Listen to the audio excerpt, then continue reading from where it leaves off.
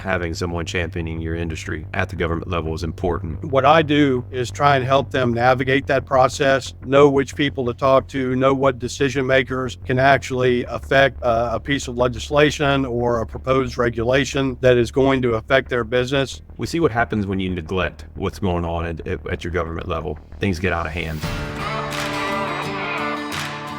Welcome to the Land Department Podcast. The state of land and energy as we see it. Hey there. Thanks for tuning into another episode of the Land Department. We're excited to share another episode with you. This is a great conversation that we got to have with Todd Morgan. He's a lobbyist down in Austin for the Texas State Legislature, and we're so glad that he's in our corner representing us as land professionals. This was a really fascinating conversation that dives into the complexities of government, as well as what it's like to actually be a lobbyist and what is the work that Todd does for us. We cover some topics around sales tax for land services, eminent domain, licensing for land professionals. It's a really great conversation that I hope you enjoy. Todd's a great character, has a lot of experience in energy, but also his father was a landman for over 40 years in the state of Texas. And it's really fascinating to sit down and talk to someone who's got so much experience, but really does so much work behind the scenes for our profession. So thank you for tuning in. Please don't forget to subscribe. And if you find this episode interesting, please share it with anybody that you know. Thanks. Brent, what was the inspiration for bringing Todd Morgan on today? He's always got an interesting story to tell. I've had the benefit of meeting Todd and listening to him speak at the Landman Association through HAPL for 5 or 6 years now. I can't remember how long it's been, and he's always got really good insight as to kind of what's going on at the state level here in Texas and how it affects landmen. And I thought it'd be a great conversation. Todd would be a great guest to have here to kind of share that, talk about what he does, share that with field landmen and folks that maybe don't have access to the associating meeting. So Todd was gracious enough to come on here and visit with us. So Todd Morgan, welcome to the podcast, man. Thank you. If you don't know exactly what a lobbyist does, I can tell you that my mom went to her grave not ever really understanding what a lobbyist is. So when I would go home to Abilene, I would just tell her that I was a piano player in a whorehouse rather than tell her that I was a lobbyist. Oh, man. Well, that's much more interesting than like, what's a landman do? And I got to go through this rambling statement of, I don't know, like, basically, I do whatever they tell me to do. I do things I don't want to do. Yeah, that was the great thing about my house growing up is everyone knew what a landman did because my father was a right-of-way agent and a landman for probably 50 some odd years. He retired with Lone Star Gas, where he did primarily right-of-way work after 47 years, and then he was an independent doing whatever work came his way, and that included a lot of land work for the last 20 or so years of his life. No kidding. So I grew up knowing what a rod was before I knew what a meter was by several years. That's right. Well, that's cool. So is that how you, we'll dive right into it. So yeah. Maybe Todd, tell us, what you do, where you are. And then obviously we know kind of how you know what a landman is, but I'd love to learn about how you got tied in and work for the HAPL, their Houston Landman Association, and how you support landmen here in Texas. It's a funny story. I was doing some work. I'd started my company just in the past year or so, and I was still doing a lot of work in Atlanta. And I ended up being on an airplane with Grant Johnson's wife, who was flying back from Atlanta, and I started talking to her, and she started asking questions about the legislature. She owns a chemical company, and she started telling me about an issue the landmen were having with licensing, and there was a proposal in Austin to license landmen, and that there was some conflict between the National Association and the local associations, particularly Houston, and that they might actually need some help in Austin. She ended up introducing me to her husband, he came to Austin along with a couple of other regional guys, and Carl Campbell, I believe, who was about to become the new chair of HAPL. And we just started talking and hit it off really well. And that was kind of my introduction to the petroleum landmen. It's funny, that was 12 or so years ago that I've been working with HAPL, and the issues that haven't really changed all that much. They're different. We don't have any, I don't believe, any conflict between the regional groups and the national group about whether they want to be licensed or not. But licensing is still an issue that comes up all the time. Came up again this past session, kind of accidentally. It did. Yeah. But yeah, a lobbyist, if I were trying to explain it to my dad, which I did many times, and I don't know if he got, as a brief aside, I will tell you something kind of funny, because my dad, who has passed, is probably looking down on this conversation, laughing that his son would be sitting here trying to explain things to another landman, when it was generally the other way around, him explaining things to me. But the thing that he always, at every family dinner, when the topic of my occupation came up, he would say, "Yeah, I remember Todd, when he got out of college, he told me," I went to the University of Texas. My father went to Tarleton and then to A&M, and was a deep Aggie sympathizer, as was the rest of the family, which I hated, and they all hated me for it. But I was like a Longhorn from age 6. He would say, "Todd, when he got out of college, he said there are 3 things he would never do. He would never work for the government, he would never work for an Aggie, and he would never work in the oil and gas industry," because my father had been there, and things were real rough when I got out of high school, and experienced all of that. It was dicey in the mid 80s. And he'd say, "Those 3 things, he took his first job and he became a grown-up because he broke all 3 of them at the first time." My first job was with John Sharp, who was the biggest Aggie in the state of Texas, at the Railroad Commission, regulating oil and gas industry. So that's, you're a grown-up when you set your personal ideals aside and do what you need to do. Go make some money. Yeah. That all goes out the window, doesn't it? Yeah. But what we do is the government, either by design or by long-standing tradition and accident, is very complex. You've got regulatory agencies, you've got the legislature, you've got the executive orders and the executive branch, and it's difficult for a man or a woman who wakes up every day and wants to go to work for a living to understand what's going on in Austin. And most people, landmen, I think in particular, it's what goes on in Austin is a necessary evil, and the less they know about it, the better. That doesn't always work in their favor, but it's worked pretty well for landmen over the years. What I do is try and help them navigate that process, know which people to talk to, know what decision makers can actually affect a piece of legislation or a proposed regulation that is going to affect their business. With most of my clients, it's much more complex. With landmen, it's mercifully simple. They would like the government to stay out of their business and leave them alone and let them go do their job of sustaining the Texas economy and cooling our houses and putting gas in our cars every day. And so that's kind of how I always approach it.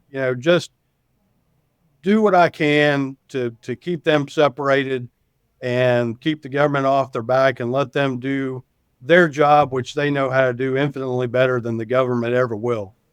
Yeah, I think that's probably the general rule of thumb across the board. So that kind of brings up a question. So you're plugged in, your involvement as a lobbyist, or when the government's in Austin's in session, you're there. Are you kind of just hearing what may be coming? Are you sniffing the winds of change? Or those things that you're identifying? And if you identify something that may be of concern, is that something you're bringing to your clients, to the associations, or is it tend to be like, we'll hear something that's of concern, we'll address that concern to you, and then you work through the channels to try to help gain understanding and maybe steer an informed policy? It really goes both ways.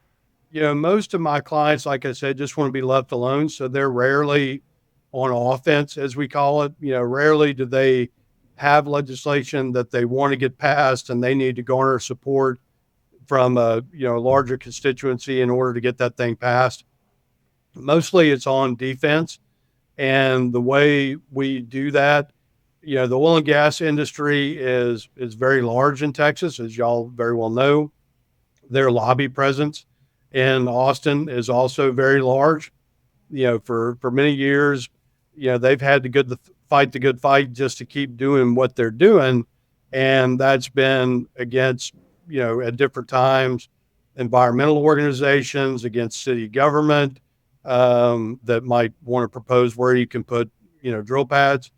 The Oil and Gas Association is made up of a large constituency of upstream and downstream producers. Those people pretty much all have lobbyists if they're of a decent size. And so there's a very strong network of information that's shared. They pick up a lot of things. They have a lot of conversations. A lot of what a lobbyist does is have conversations both within our industry group, but then also with the legislators and staff that might be working on. The legislators and staff are going to be the first people to hear if there's a problem out there, or if there's a gotcha coming where they're going to try and limit what the industry can do. They're going to hear about it, and they pass that information on to me, and I would pass it back to my clients and say, hey, there's rumblings of this coming. Want to let y'all know, want to get your idea. The staff is asking me what I think about it and whether it's going to be a problem, and that helps them advise the legislator that they work for, the House member or the senator, about where they should be on it and whether they should be involved. So there's a lot of just flow of information that goes on, a lot of rumor mongering, and then tracking down those rumors to try and figure out if they're real or if they're a problem. And that's kind of how from the defensive side, that's kind of how we get a lot of the information. If the client wants to be on offense, that generally comes from the clients, and the clients generally hire attorneys to look into it and draft legislation or draft an idea. They would take that to me. I would take that to a legislator that I deem likely to be friendly. And then the process from there would be to get that legislator to submit it to legislative council, which is a group of attorneys that work for the House and the Senate.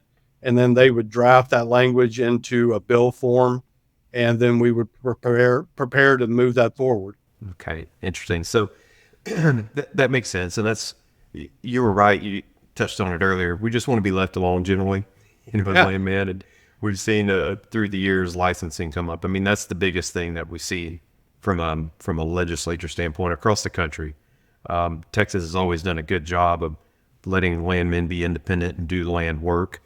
We've seen in other states, Ohio, different places in the Northeast, where they kind of brought this licensing thing up time and again. And I think the true value of what you guys do and what the oil and gas lobby in Texas does is evident by the fact that we're able to combat those things when they come up.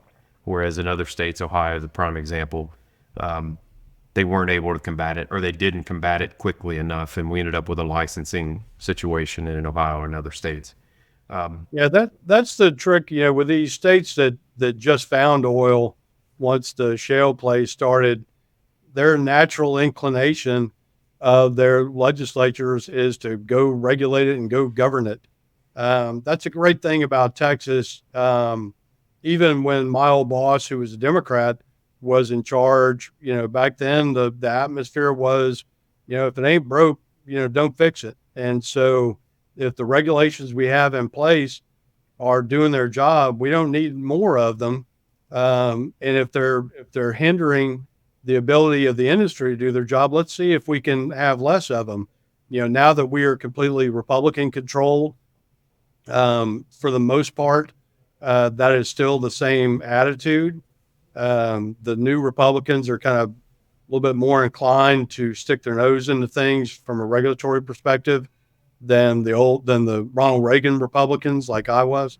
You know, but still, we have a great environment here. Not very many people understand what a landman does in the legislature. I spend a lot of time educating them, particularly the difference between a landman and a right-of-way agent, which, 2/3 of the meetings I've gone into have been people worried about how landmen, excuse me, are, hammering landowners with eminent domain and, threatening to take away their property. I'm like, that's not us, Not buddy. Landman. Yeah. Sorry, man, but that ain't us. And part of that problem is because a lot of landmen do right-of-way work, and so it kind of crosses over, and it's a complex issue. I mean, really what a lobbyist does, we are to some degree subject matter experts. If you're a legislator, you're Representative Ashby in Lufkin, Texas, who's a good friend of mine, in any given day, he's going to talk about jail overcrowding and Medicaid and transportation infrastructure spending and 19 different subjects. He's got a staff of like 1.5 people that work for him. And as smart as Representative Ashby is, he doesn't know everything about everything. And so those people rely on lobbyists to come in and be subject matter experts and talk to them about the intricacies of an issue and really kind of boil it down into monosyllabic terms so that they can ingest it and understand it. And the funny thing about the reputation of lobbyists, everyone assumes that we play golf and go to big dinners every night. But, the reality is we sit in meetings forever and do nothing and talk to people for a living. But as my dad would have said, we don't exactly have the best reputation, particularly when it comes to being sneaky and not always truthful. But the opposite of that is actually the case.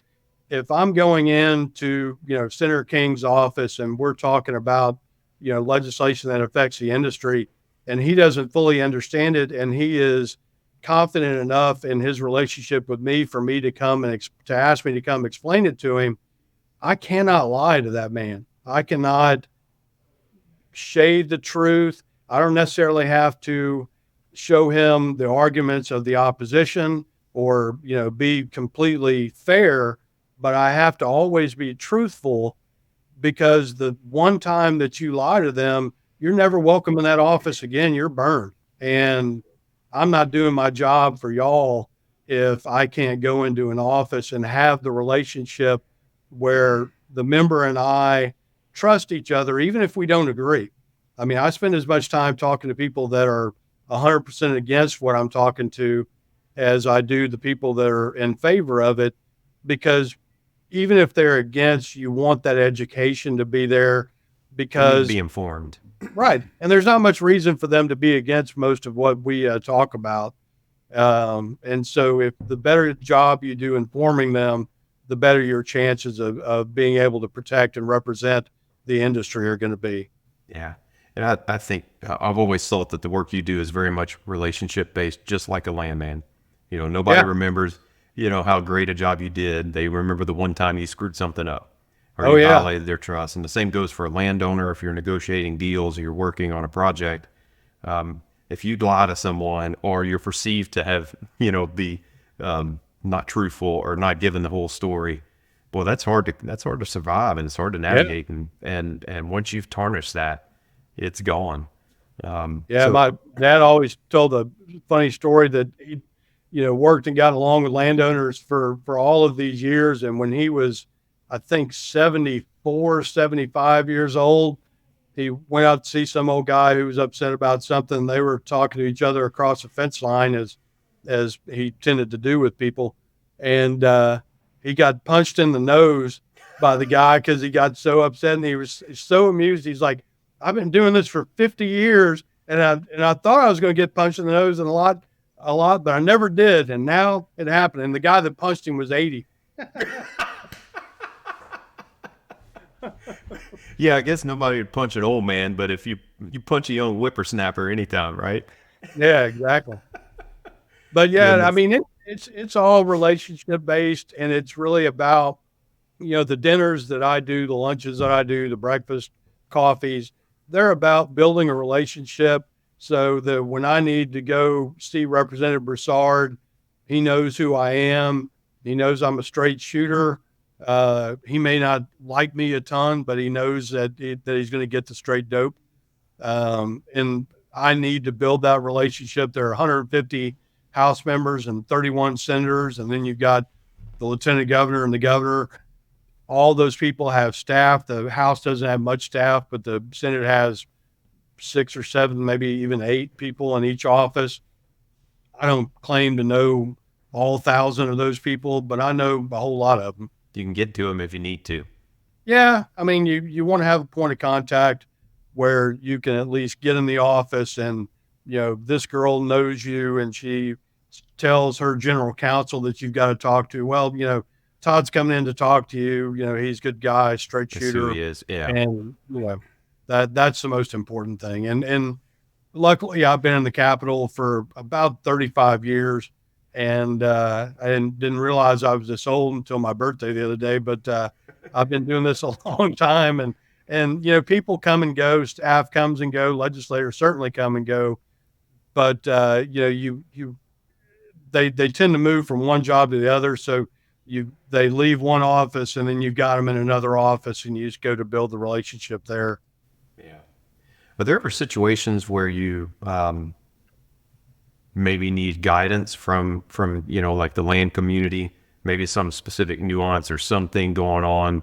Have there been any situations where you were able to work with the landmen to okay, explain what your perspective is, explain the circumstance, explain the details around something that's going on? Does it ever get down? Absolutely. I always figure that I might, even though I'm explaining it to a state rep, I might understand a depth of 5% of what y'all do and what issues are. If the issues get hot, I'll dig into it and understand more, but I'm never going to know about your business like y'all do. Y'all are the ones, out there talking to people every day, promulgating leases every day, seeing the changes when issues like, wastewater and heavy minerals start to come into play. Y'all are on the front edge of evolving of what the industry looks like.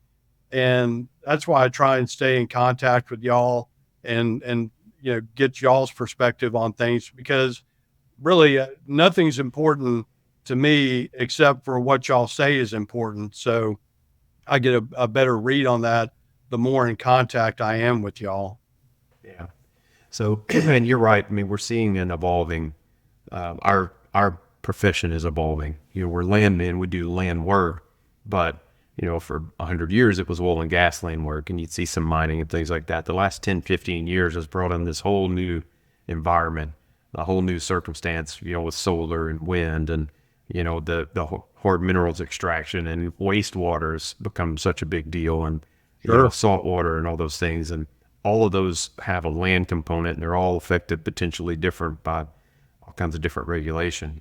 What would that scenario be like? Say, for instance, we had recently some inquiries with the land profession, with the AAPL, about licensing for people doing solar negotiations, for landmen negotiating surface use type agreements. What would that scenario be where, what information would you need? Do you publish, does your office kind of publish perspectives, or do you guide organizations to be able to present letters or present evidence for why we either are for or oppose something that's potentially being considered, or how would that work? Different people have different ways to lobby things. I am old school. I don't, this is the possibly the first recorded thing I've ever done in my life. We like to have conversations with people. We may take notes, but we don't write a lot of things down. It just kind of works out better that way. Mhm. There are ways that you can engage, officially and put it on paper. Generally, those are from the regulatory side.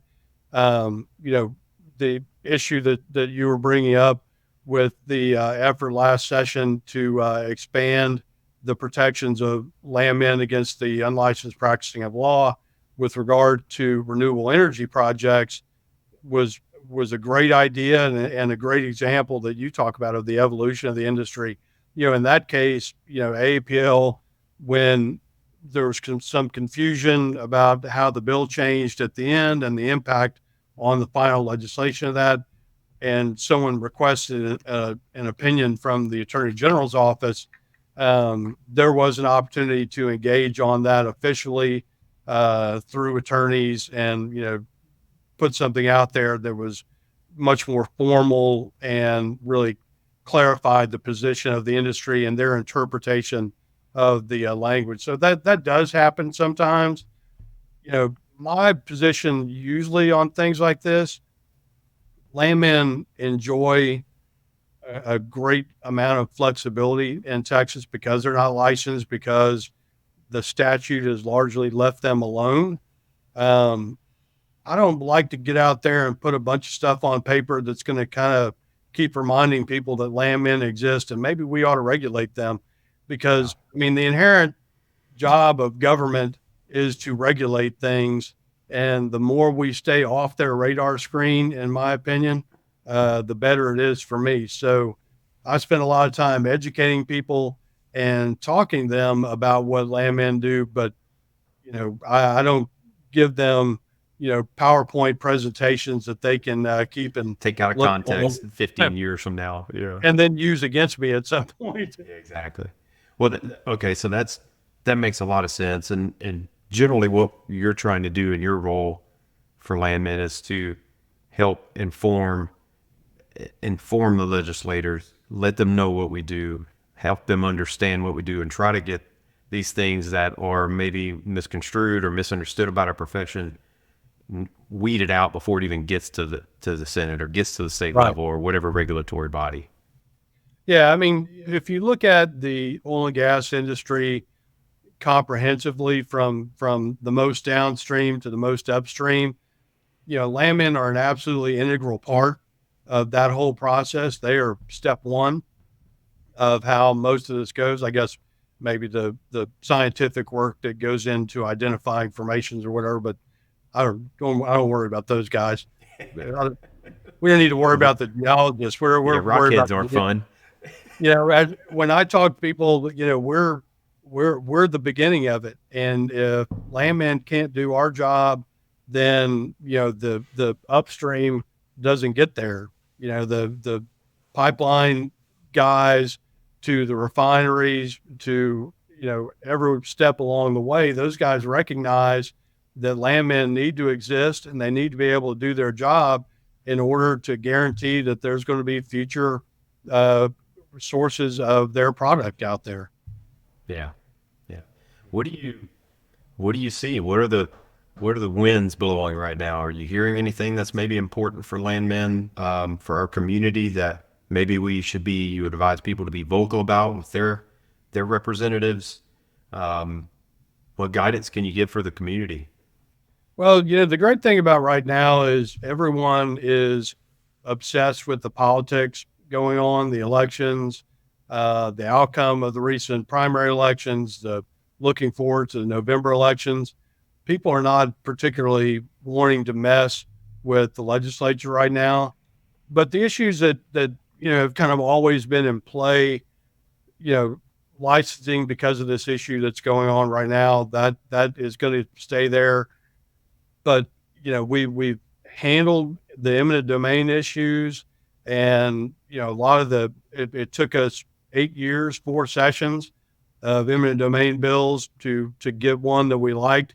And even though that doesn't affect landmen directly, a lot of the stipulations that were inside that bill of how you deal with a landowner and what you have to do, posting requirements and open meetings requirements, those things can spill real easily over into landmen, particularly because in the legislature, there's not a huge difference in the minds of most of them. Mm-hmm. And so, we've kind of got that at a point where we want to keep it and we're happy about it. There was one point during the eminent domain negotiations where there were criminal penalties that could have gone as high as a felony if the company representative didn't do everything exactly right. Cool. We managed to get that out, and so that was good. So eminent domain we think is kind of put to bed maybe for the next couple of years. We had at one point a few years ago an effort to put a sales tax on land work, particularly independent land work. We managed to get that down, but the thing about issues in Austin is they never actually go away. Somebody will dust them off a few years from now and try it again. So we stay pretty diligent on that. In general, right now, what we're looking at is just trying to maintain the health and viability of the oil and gas sector in Texas. The thing about the legislature, you'd think they would be reminded every day when they look at their budget and see how big of a surplus there is, or how big the rainy day fund is, where all that came from. Yeah, but they don't. That's not how they're wired. So we have to, keep reminding them of the importance of it. We have to combat the environmental lobby that sometimes has a very loose association with the truth. It's a funny thing. I talked to you about how we have to go in there. I have to go in there, always tell the truth. The oil and gas industry as a whole is the same sort of thing. You can't go in there and really fudge the truth on very many things, but the environmental community can go in there and say whatever the heck they want, and nobody cares. They're like, oh yeah, well, and then if a friendly legislator is asking them questions about it, they'll say, where did you get that information? And they're like, oh, well, we got it from this report on the internet, and that report on the internet came from some other report on the internet. And it is very frequently not remotely based in fact. But so, it's always a constant education effort with them. We try and do things as an industry that are beneficial to the long-term health of the industry. We do that from a transportation side about if you've driven to the Permian anytime in the last 10 years, you can see that those roads are beat to hell. And it's like Thunderdome out there, man.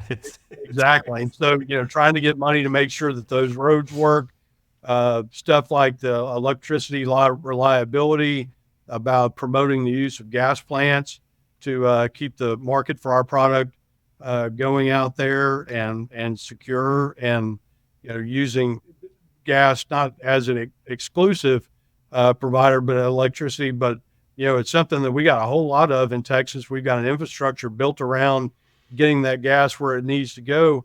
And contrary to a million lies that were in all those hearings, gas doesn't freeze up all the time, and it's not the cause of the electricity problem, but it can be the solution and a big part of the solution. So that's something we work on, a lot, promoting that side of the industry. Mm-hmm. But luckily right now we are at the dead point of the season. It's more about politics and less about policy right now. Everyone's worried about getting reelected. I've said this a million times. Every legislator out there, whether they're Republican or Democrat, rural or urban, Black, white, Asian, or whatever, their first job when they wake up every day is to figure out how to get reelected. How do I sustain my existence? Yeah, exactly. They in the words of Blazing Saddles, Governor Lepetamain, we got to keep our phony baloney jobs. But that's their focus every day, and it's good to hear, at least for right now, that we can go about doing our jobs and worrying about what we do, because God knows it's hard enough doing what we do. And I think it's people lose sight of the value of what you guys do, and having someone championing your industry at the government level is important. And we see what happens when you neglect what's going on at your government level. Things get out of hand. They're not going to go away from these things they want to try to push, and the things they want to try to regulate you on. And if you're not diligent about combating that and being aggressive and on the offense about our positions and what's important for us to continue to live our lives and do what we do, and you'll lose freedoms. You'll lose it bit by bit. And Yeah. so it's really why I wanted to have you on today, is to kind of for people to understand what you do and understand how things work, and kind of understand. We hear bits and pieces of the things that come up, and they show up in different states. We hear it nationally, but to your efforts and the efforts of the oil and gas lobby in general, we're able to keep people informed and combat some of that as best we can, at least. Well, we're fortunate in Texas. We have a very, very strong oil and gas industry. We have a good legislature that is generally pro-business. And, there are not a lot of oil and gas professionals in the legislature, but most of them recognize the fatted calf they've got and don't want to mess it up. It takes reminding sometimes for them, but they're pretty good. I did allude to this a while ago. The legislature and the parties are in, kind of disarray. Anyone paying attention to national politics has seen that, the Republican Party is kind of a mess and trying to eat its own in its own way. Fortunately, the Democrats are so inept that they've not been able to take advantage of that in Texas. But it is becoming a problem. The today's modern Republican is very good for you as an individual. They really want to reduce your property taxes as a homeowner, but they're not as good with business, and they're not necessarily, a Reagan Republican who is anti-regulation. They proactively step in to try and regulate some things sometimes that are political hot issues. Things like the sale of land to the Chinese. That's just an issue where the government's going to step in and regulate. And you may be in favor of it, and there's nothing wrong with that. But the mindset of politicians and the most recent legislatures in the House and the Senate has not been averse to going in and regulating what they perceive as a problem away. And while we may not care about that, we care about it from an ideological perspective. From an ideological perspective, we would like to see them in a position where, like I said before, if it ain't broke, don't try and fix it. Mm-hmm. Let's expand that to all aspects of what the legislature does. Yeah. And then that takes education. We have a whole lot of new members that are coming in. A whole lot of incumbents got beat because they weren't perceived as Republican enough, which is in some ways ludicrous. But Texas is a very conservative state. I've lobbied in other states as well. And, you go to Pennsylvania and ask them what a Republican is. They look at Texas, and the Democrats are more Republican than they are. That's all relative. Let's not get started on Pennsylvania. What a circus up there. Oh, I thank God. Most people are happy to be Texans. I thank God every day that I get to work with the Texas legislature, because they're good people, and the new people that are coming in that are very far right and beat someone that was perceived to be not right enough. I've met almost all of them. They're good people too. They want to do the right thing too, and they're going to be good legislators. And when we come back in session next January, it's going to be okay. They're going to be good people, and the industry and the Texas miracle will continue to flourish for a few more years at least, until the Democrats take over. I think that's what we're all scared of. We see everything that's happening with, the migration to Texas, and we all wonder what effect that's gonna have on us. And I guess it's to be determined.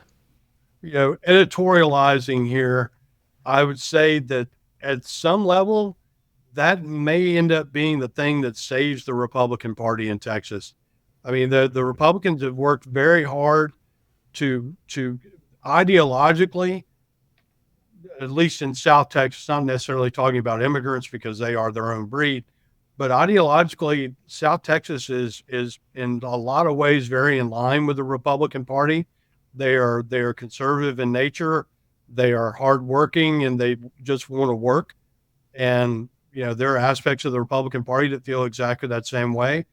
And the Democratic Party to some degree, has not done a great job and has kind of alienated themselves to some degree. And I think, fast forwarding 10 years, just my guess about what things look like, similar to Ohio and Pennsylvania and some of the Rust Belt states, you're going to have very hard Democratic strongholds in the big population centers: Dallas, Houston, Austin, San Antonio, El Paso, maybe Fort Worth, although they've done a good job of keeping them at bay there.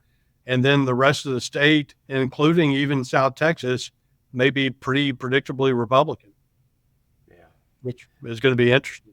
Yeah. I guess we'll see how that shakes out. Yeah.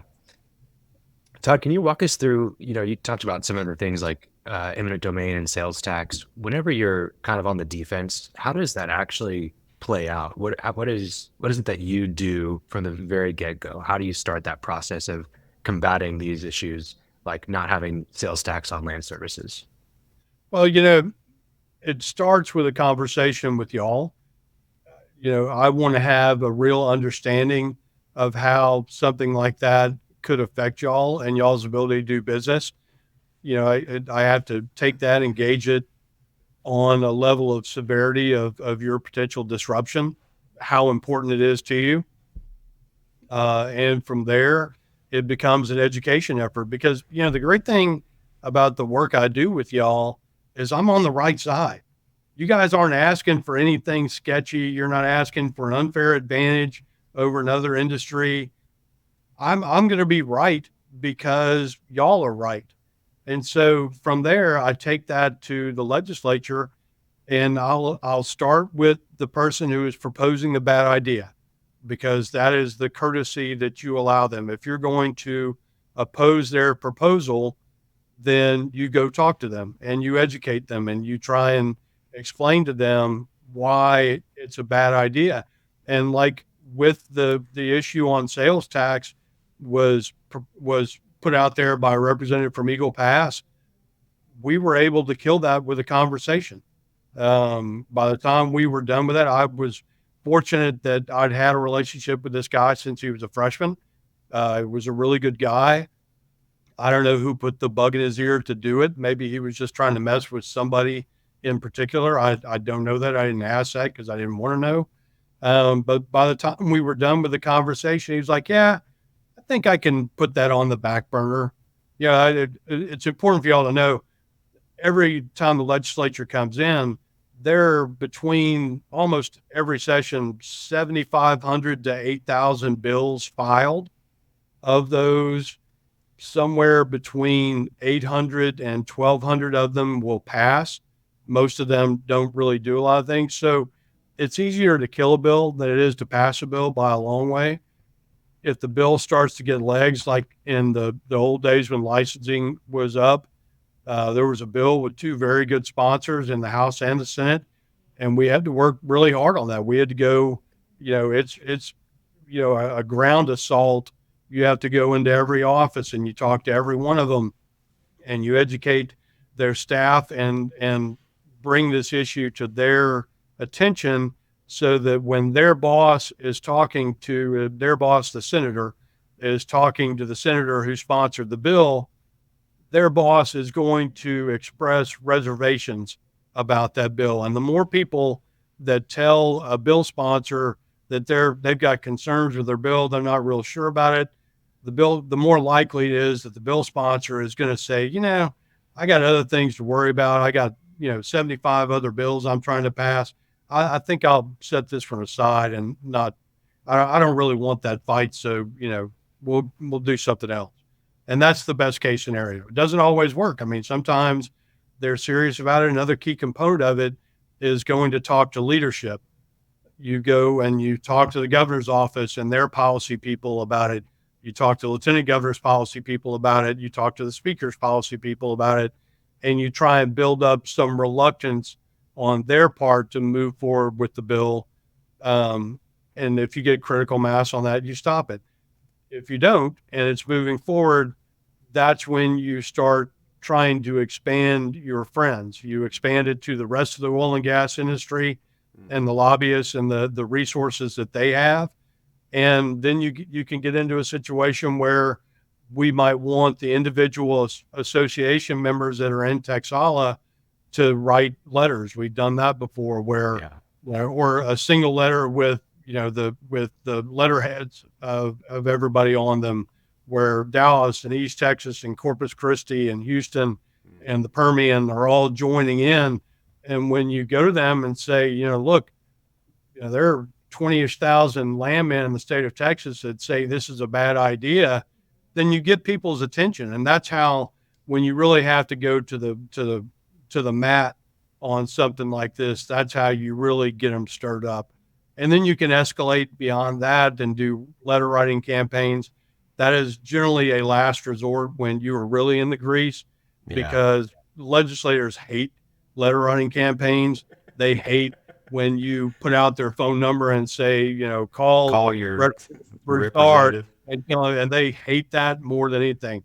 That doesn't mean it's not effective, but it can work against you, but that's the last resort. I mean, that's the school voucher people did that all last session, both for and against.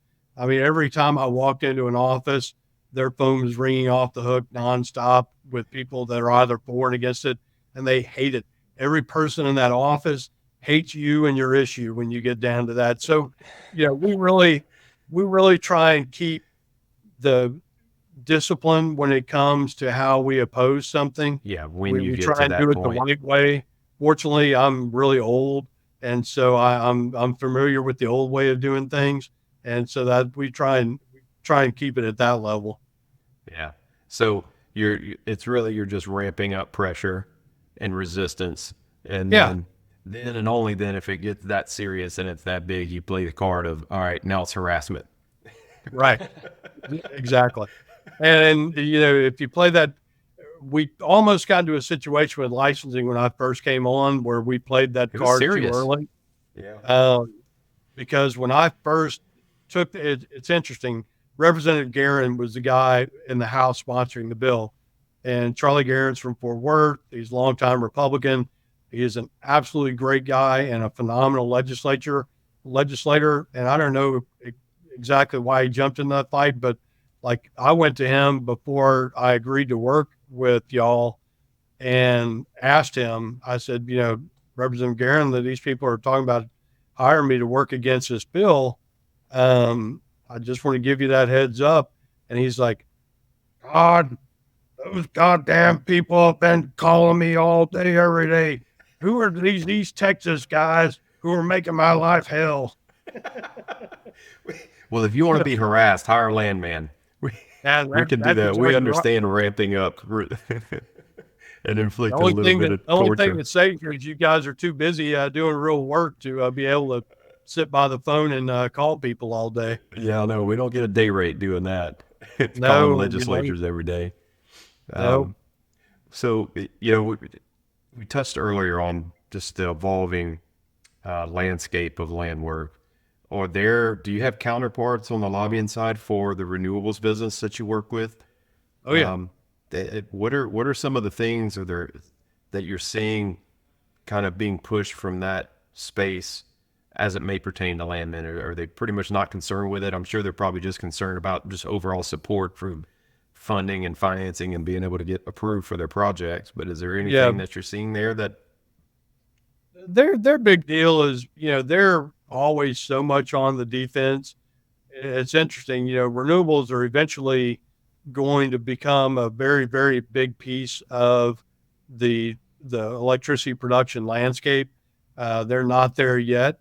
Now they're just trying to keep people from being mad at them for things that, worked to their benefit years ago. Their big deal is transmission. That's kind of the biggest thing that they've got. They need more wires out there. They need to be able to get, wind power from West Texas to where people actually use it. My hometown of Abilene can only absorb so much wind. It's got to get to Dallas and Houston and Austin.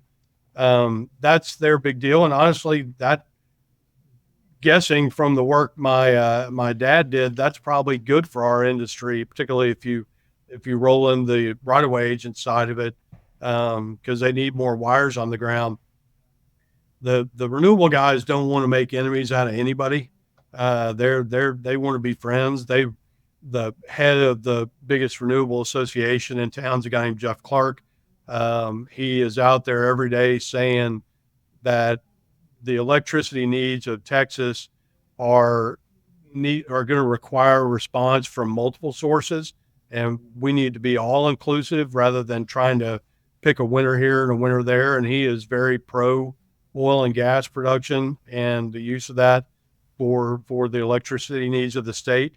And so, they've got no inherent problem with what we do. It's interesting, the oil and gas industry as a whole used to be very anti-environmental or renewable energy. And, now that attitude is changing a whole lot as the industry evolves. And that's a good thing. New markets for Landmen are a great thing. I mean, you can only sign so many leases in the Permian that have been done for the last 100 years. Finding a new market to go into and new sources of work, that's important stuff.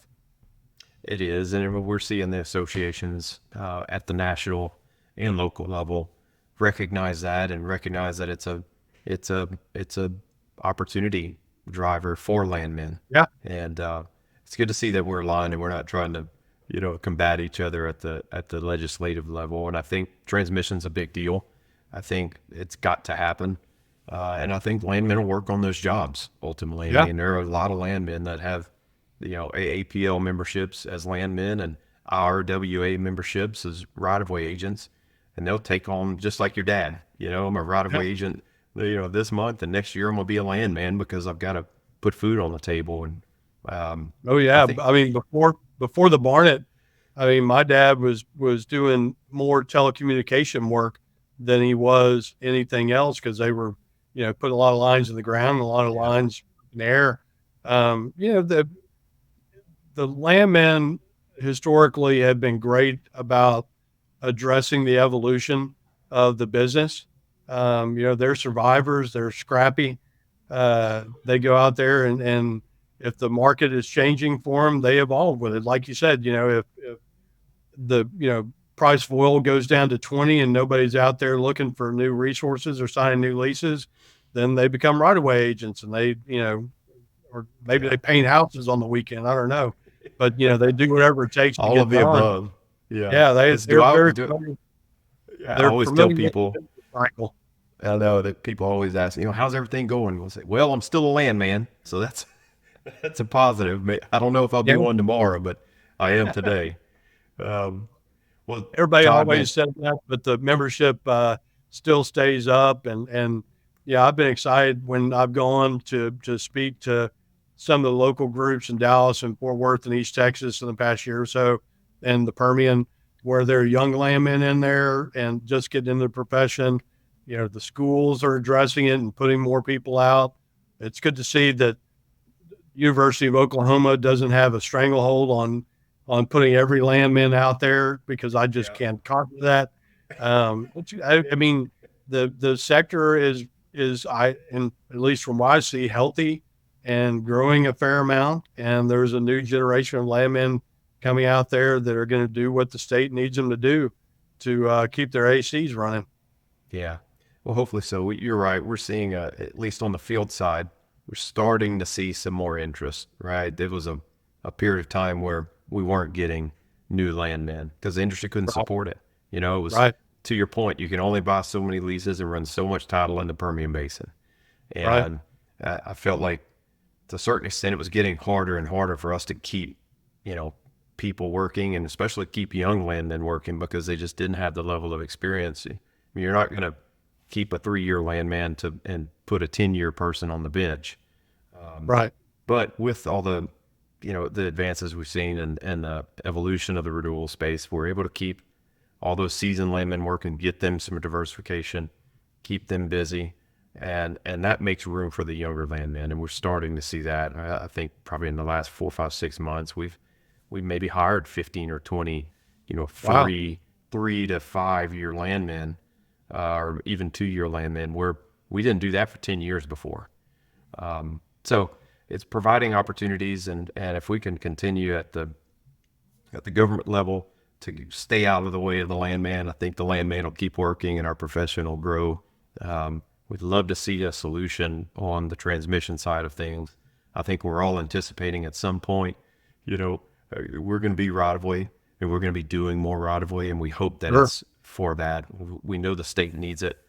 Hopefully the government can get out of the way and let us be able to do our job, and at least provide a path for doing it, and getting some of these T lines in place. And we'll see. Well, the industry seems a lot more attractive now that you don't have to do what my dad did every weekend and drive to Sonora and sit in the courthouse and run title all day, every day for 4 out of 5 days.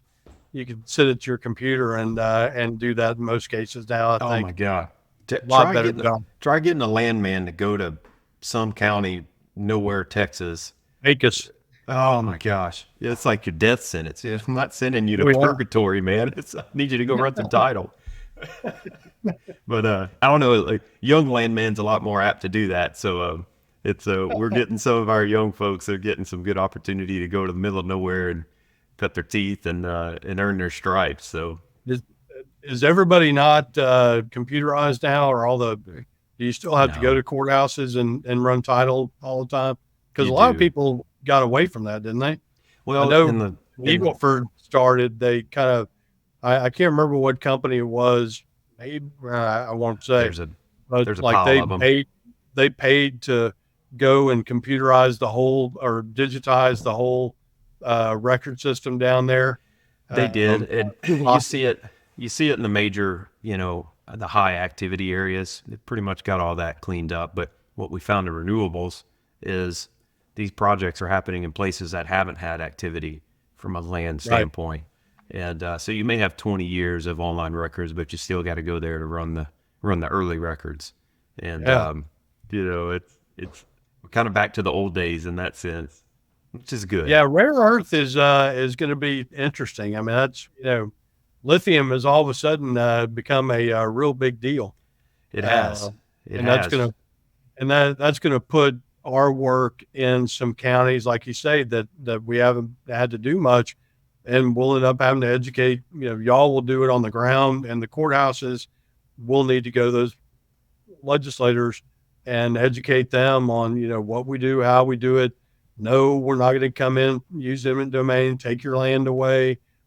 We're not going to threaten that. We're not going to have leases that are in English on one side and Spanish on the other side that say different things.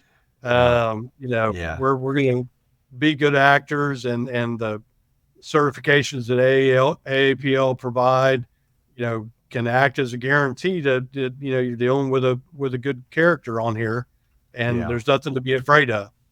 Well, I think That's what it is. A lot of legislators get it from their constituents. If they're dealing with a landman the first time, they're like, holy cow, this guy is out here trying to mess me around. If you can educate them and say, look, this has been going on for 100 years in Texas, more than 100 years in Texas. It's okay. Calm down, relax, have an attorney look over it, be comfortable with it, but you're not dealing with what Hollywood says, an oil and gas company is trying to take your rights away and pay you pennies on the dollar for what you deserve. Yeah, we get a lot of bad pub, and I think on that rare earth minerals front, there's the rules of the game have yet to be really fully established at the state level. We hear a lot of different things as far as we know it's being discussed at the state level and in just legislature about who's going to own these rights. Are you hearing anything? Do you have a line of sight as far as when maybe from a legal standpoint, the state will step in and help clarify the rules of the game a little bit on who owns, whether it's a surface owner right or a mineral owner right, as to who owns the lithium? No, those things get worked out one of two ways. They either come out with legislation that specifically addresses them, or they come out with a court case that specifically addresses them. The court case is generally the cleaner way to do it. And so I do work with groups that look at the judges out there, particularly the Supreme Court, but also the appellate courts. So we do pay attention to them, and that's probably where most of the regulation will take place. But that will be step one. There'll be a ruling on it, and people are going to like that ruling, and some people are not going to like that ruling. The people that don't like that ruling are going to go to their legislator and say, "Hey, this is terrible. We got to go fix this." And then the game goes round two. There we go. And then that's when we get in. The good news is that just creates a bunch of work for you. Well, bad news is I get paid the same whether there's a bunch of work or not much work. That's right. That's right. But that'll be something that where you as landmen, either directly to me or through your associations, can really help me. Is I don't know where all the rare earth minerals are going to come from, or who the players are going to be. That providing that information over to me will help a lot, and will help us get ahead of it if that's what we're trying to do. The tradition of landmen is to be reactionary rather than proactive, and that's not a bad thing when you're happy where you are. If we are breaking into new ground and trying to figure something out, we may want to work on getting a good flow of information to me so that I can disseminate it to the legislator. Yeah. Well, you'll hear from us. We got something to scream about. I do love to hear from y'all. Yeah. Well, Todd, man, thank you so much. Really good insight into how things work, how the soup's made, and what you do to support. At least you didn't say sausage. Yeah. Well, or I didn't do gumbo. I'd do gumbo, and everybody's like, "Oh, damn coon ass," Hey, you are Broussard. Very much so. Todd, thank you, man. Really appreciate it. And love to have you back sometime to just give us an update on what's going on up there at the circus. And thanks for keeping us out the ditch, man. I'm happy to do it. If you hear from your people, any follow-up, you can always follow up to me. You can give them my cell phone number. I know that's dangerous, but... Oh, don't do that to Landmen. I won't do that to you. I like talking to people. It's okay. The more I talk to y'all, the more I learn, and that makes me better at helping y'all out, and I'm happy to do that. That's well, good. I still won't give your number out. All right, that's okay. You can give them my email address. Yeah, we'll do that. I'm not going to pay attention to those anyway. I don't want to cussing from you if I cut loose some of the landmen we got on you. If you got a bunch of cases over there, then don't. I got a motley crew of landmen. It's a pretty diverse crowd we got over here, but it takes that to make a family. It takes that to keep this state running. That's right. Thank you, Todd. Yeah, Thank absolutely. you, Todd. Appreciate it. Yeah, sure. Thanks for listening to another episode of the Land Department. We hope you enjoyed our conversation with Todd. He's a great guy. We'll leave his email down in the show notes for you to get in contact with him. If you found this episode interesting, if you think it was valuable, please share that with anybody you have in your network. We'd love to grow our audience. Speaking of audience, please subscribe to our show on YouTube, Spotify, and Apple if you would like to receive other episodes from the Land Department. And lastly, we have a survey down below in the show notes. It's a really quick survey that helps us understand who you are and how we can continue to improve this show. Just please click the link, fill out the survey, and it'll help us understand who our listeners are, what topics are most interesting to you, and the types of guests that we should continue to bring onto our show. Thanks again for tuning in. We'll see you around. Thanks for listening to the Land Department. Check out our website in the show notes or visit dudley-land.com to learn more about us.